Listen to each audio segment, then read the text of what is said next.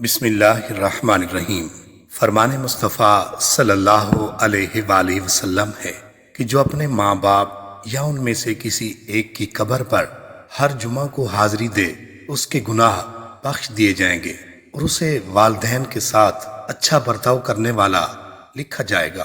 حضور نبی پاک صلی اللہ علیہ وآلہ وسلم نے ارشاد فرمایا، جو شخص جمعہ کے دن اپنے والدین یا کسی ایک کی قبر پر حاضر ہو اور اس کے پاس سورہ یاسین پڑھے تو سورہ یاسین میں جتنی آیات یا جتنے حروف ہیں ان کی گنتی کے برابر اس کے گناہوں کو بخش دیا جائے گا۔ رسول کریم صلی اللہ علیہ وآلہ وسلم کا فرمان ہے کہ جو ثواب کی نیت سے اپنے والدین یا کسی ایک کی قبر کی زیارت کرے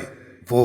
مقبول حج کے برابر ثواب پائے گا، اور جو بکثرت ان کی زیارت کرتا رہے اس کے مرنے کے بعد فرشتے اس کی قبر کی زیارت کو آئیں گے۔